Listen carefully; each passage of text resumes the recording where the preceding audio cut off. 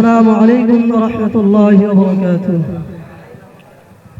মাশাআল্লাহ, মুকাল্লিদ ভাইদের মাঝখান থেকে একজন ভাই সাধারণ লোকদেরকে পেয়ে অনেক কিছু বলে গেছে। আমি বেশি কিছু বলবো না, শুধুমাত্র কোরআন থেকে কিছু কথা বলবো যেগুলোর ব্যাপারে আল্লাহ তাআলা বলে গেছেন যে যারা তাকলিদ করবে তাদেরকে আল্লাহ তাআলা স্বয়ং নিজেই নিন্দা করছেন। আর আল্লাহ তাআলা যাকে নিন্দা করেন সে ব্যক্তি কোনোভাবে জান্নাতে প্রবেশ করতে পারে না। সুতরাং যে সমস্ত ভাইয়েরা তাকলিদ করবেন, অন্য অনুযায়ী চলবেন, তারা অবশ্যই পথভ্রষ্ট হয়ে যাবেন এবং তাদের জন্য নির্ধারিত জাহান্নাম রয়েছে। দেখেন, আমি অন্য কোনো কিতাব দেব না, স্বয়ং আল্লাহ তাআলা যে কিতাব রাসূলুল্লাহ সাল্লাল্লাহু আলাইহি ওয়াসাল্লামের উপর নাজিল করেছেন তার উপরেই আমি কিছু কথাবার্তা বলবো। আল্লাহ তাআলা পবিত্র কোরআনুল কারীমের মধ্যে অনেক জায়গায় এই তাকলিদ করাকে, অনুসরণ করাকে নিন্দা করেছেন। অনেকে হয়তো বা এটা জানেন না, তবে আজকে আমি আপনাদের সামনে সেটা স্পষ্ট করে দেব। তাকলিদ ভাইদেরকে আমি বলবো, আপনারাও আমি যে সমস্ত দলিলগুলো দেবো এগুলো টুকিয়ে রাখেন। হয়তো বা আপনারা কোরআনের আংশিক পড়ছেন আর আংশিক পড়েন নাই, যার কারণে ভাই একটা আয়াত নিয়ে এসে এই তাকলিদ করাকে প্রমাণ করতে চাইছেন। আল্লাহ তাআলা পবিত্র কোরআনুল কারীমের সূরা বাকারার মধ্যে 170 নম্বর আয়াতে বলেন, وَإِذَا قِيلَ لَهُمُ اتَّبِعُوا مَا أَنزَلَ اللَّهُ قَالُوا بَلْ نَتَّبِعُ مَا أَلْفَيْنَا عَلَيْهِ آبَاءَنَا أَوَلَوْ كَانَ آبَاؤُهُمْ لَا يَعْقِلُونَ شَيْئًا وَلَا يَهْتَدُونَ। অবশ্য মুকাল্লিদ ভাইরা এই আয়াতের তরজমা বুঝে গেছেন, তারপর আপনাদের জন্য আমি আয়াতের তরজমাটা বলতেছি।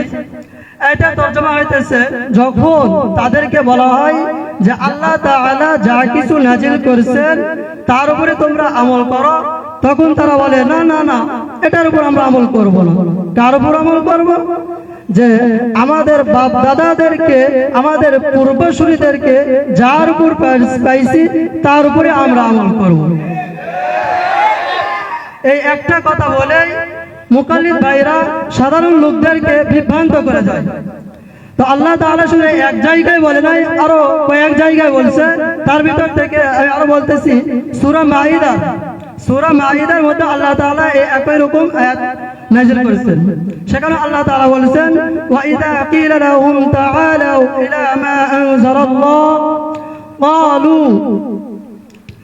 ক্বালু মা ওয়াজাদনা قالوا حسبنا ما وجدنا عليه آباءنا أولو كان آباؤهم لا يعلمون شيئا ولا يهتدون। এই আয়াতের মধ্যে আল্লাহ তাআলা বলেন যে আল্লাহ এবং রাসূল যা কিছু তোমাদেরকে দিয়ে গেছে তার উপরে তোমরা আমল করো, অন্য কারো পথের উপর তোমরা আমল করো না। এই সমস্ত আয়াত এবং সূরা লুকমানের 21 নম্বর আয়াতের মধ্যে আল্লাহ তাআলা এরকমই বলেছেন। শুধু এখানে নয়, আল্লাহ তাআলা সূরাতুত তাওবার 31 নম্বর আয়াতের মধ্যে বলে, ইত্তাখাযু আহবারহুম ওয়া রুহবানাহুম আরবাবাম মিন দুনিল্লাহ, যে তারা তো গ্রহণ করেছে ওই সমস্ত বিষয় যেটা তাদের পূর্বসূরীরা রেখে গেছে এবং যেটা তাদের বৈরাগী গুণ বা আলেম গুণ রেখে গেছে তার উপর তারা অনুসরণ করে। আর এটা এইভাবে অনুসরণ করে যে আল্লাহ তাআলা যা কিছু অবতীর্ণ করেছে, রাসূল যা কিছু দিয়ে গেছে, এটা ছেড়ে দিয়ে তারা তাদের আলেম গুণকে অনুসরণ করে থাকে। আর এটা করা তারা আল্লাহ তাআলার সাথে শিরিক করে ফেলে দেয়। আর আমরা জানি আল্লাহ তাআলা সূরা লুকমানের ভিতর বলেছে, ইন্নাশ শিরকা লাযুলমুন আযীম, যে ব্যক্তি শিরক করলো এই শিরকটা হইতেছে এমন একটা গুনাহ যেটা সমস্ত গুনাহের চাইতেও বড় গুনাহ। আর এটা করার দ্বারাই যে ব্যক্তি আল্লাহ তাআলার সাথে কাউকে শিরিক করে, আল্লাহ তাআলা তার অন্যান্য গুনাহগুলো মাফ করতে পারে, কিন্তু শিরিকের গুনাহটা আল্লাহ তাআলা মাফ করবে না। আর এই কারণেও আয়াত দ্বারা বোঝা যায় যে সমস্ত ব্যক্তিরা ইমামগুনকে তাদের পূর্বসূরীদেরকে অনুসরণ করবে, তারা একান্তই পথভ্রষ্ট। আর আল্লাহ তাআলা রাসূলুল্লাহ সাল্লাল্লাহু আলাইহি ওয়াসাল্লামের হাদিসের মধ্যে বলেন, কুল্লু মুহদাসাতিন বিদআ ওয়া কুল্লু বিদআতিন দালালাহ ওয়া কুল্লু দালালাতিন ফিন-নার। যে ব্যক্তি কোন কিছু নতুন আবিষ্কৃত করবে ইসলামের মধ্যে, দ্বীনের মধ্যে, সে ব্যক্তি পথভ্রষ্ট। আর যে ব্যক্তি পথভ্রষ্ট হয়ে যাবে তার জন্য নির্ধারিত রয়েছে জাহান্নাম। সুতরাং যে সমস্ত ভাইরা মুকাল্লিদ আছেন, যে সমস্ত ভাইরা অন্যদেরকে অনুসরণ করেন, এই সমস্ত আয়াত এবং হাদিস দ্বারা বোঝা যায় যে আপনারা নিশ্চয় যদি মৃত্যুবরণ করবেন, মৃত্যুবরণ করার পরে সঙ্গে সঙ্গে আপনাদের জন্য জাহান্নাম নির্ধারিত। এখন আমি বলবো যে আপনারা কোরআন এবং হাদিসের উপর আমল করবেন, না পূর্বসূরীরা যা রেখে গেছে তার উপর আমল করবেন? যদি পূর্বসূরী যা রেখে গেছে তার উপর আমল করেন, তাহলে আয়াত এবং হাদিস দ্বারা বোঝা যায় আপনারা পথভ্রষ্ট, আর প্রত্যেক পথভ্রষ্টই জাহান্নামী।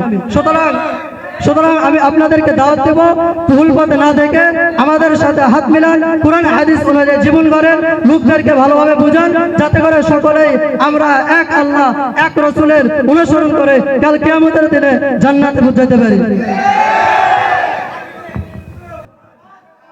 আসসালামু আলাইকুম ওয়া রাহমাতুল্লাহি ওয়া বারাকাতুহু। ইন্নাল হামদুলিল্লাহ ওয়াস সালাতু ওয়াস সালামু আলা রাসূলিল্লাহ, আম্মা বা'দ।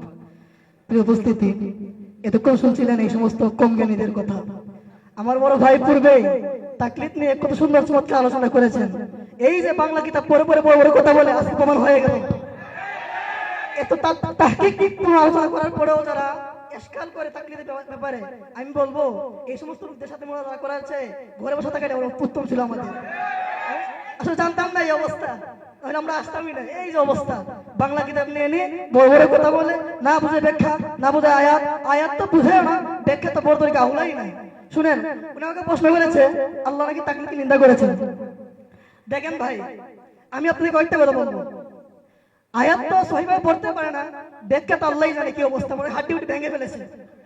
না আমি প্রশ্ন করতো না। দেখেন, আমি লামাযহাবী, কোরআন হাদিস ছাড়া কিছুই বুঝে না।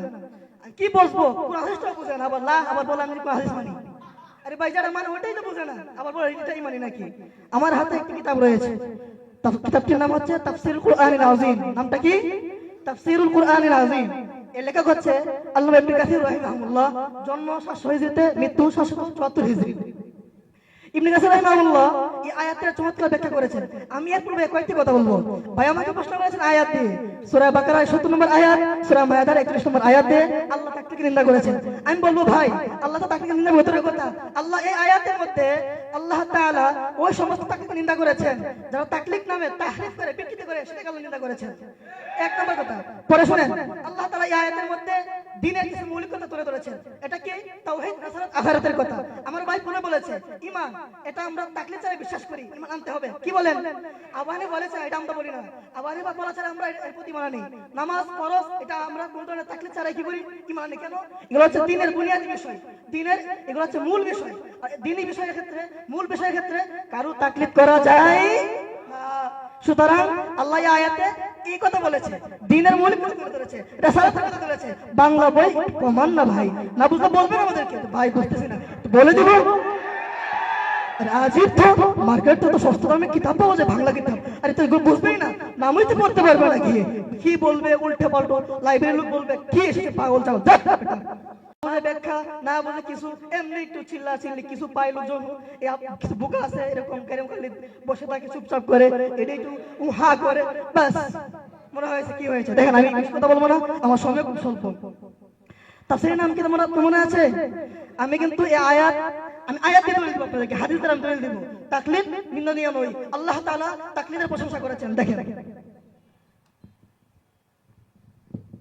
ইবনে কাসির রাহিমাহুল্লাহ তিনি এই আয়াতের ব্যাখ্যা করেছেন। তাছাড়া আমি প্রথমে বলবো, আল্লাহ তাআলা সূরা মায়েদার 41 নম্বর আয়াতে বলেছেন উমিনাল্লাযীনা হাদু সামাউল কাযিব। এটা বলেন আপনারা, এই আয়াতের শেষ অংশ আমি বলবো, পুরোটা আমার বলার কথা না।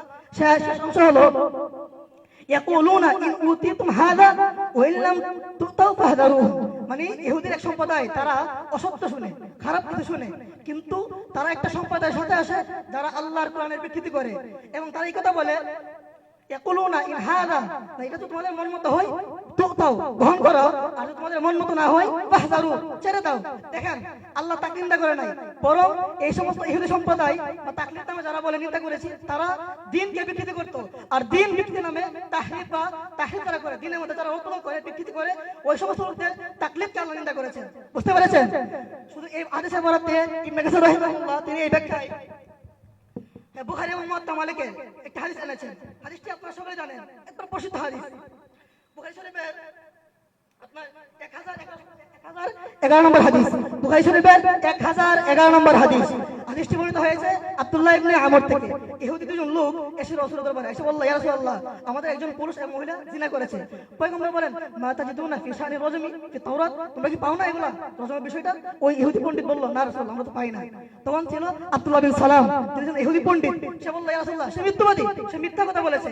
রাসূল বললেন, ফায়াতু বিত তাওরাত, তাওরাত নিয়ে আসো। তাওরাত নিয়ে আসার পর খুলে দেখলো ওই জায়গায় রজমের আয়াত লেখা। আপনারা বলেন আল্লাহ কি তাকলিদকে নিন্দা করেছেন, নাকি তাকলিদ নামে যারা দ্বীনকে তাহরিফ করে তাদেরকে নিন্দা করেছেন?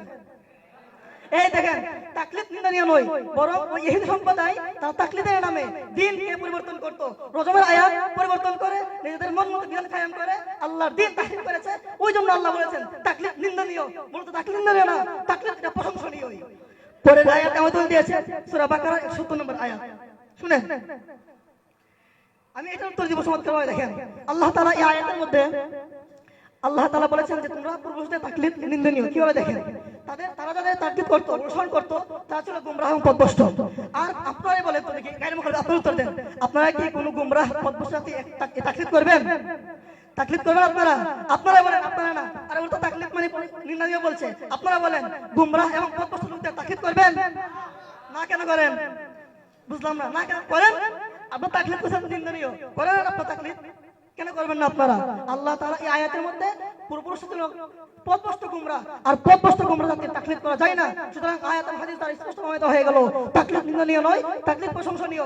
যেমনটি ইবনে কাসির রাহিমাহুল্লাহ তাফসীর কুরআনুল আযীমের মধ্যে আল্লাহর আয়াত নবীর হাদিস দ্বারা পরিষ্কারভাবে বলে দিয়েছেন তাকলিদ প্রশংসনীয়, তাকলিদ নিন্দনীয় না। ঠিক কি না বলে? শুধু তাই নয়, রাসূল কারীম সাল্লাল্লাহু আলাইহি ওয়াসাল্লাম আমাদেরকে বলেছেন তোমরা খুলাফায়ে রাশিদিন কি করো? অনুসরণ করো। কি বলেছেন? খুলাফায়ে রাশিদিনকে অনুসরণ করো। কেন বলেছেন? এরা আমাদের পূর্বপুরুষ না?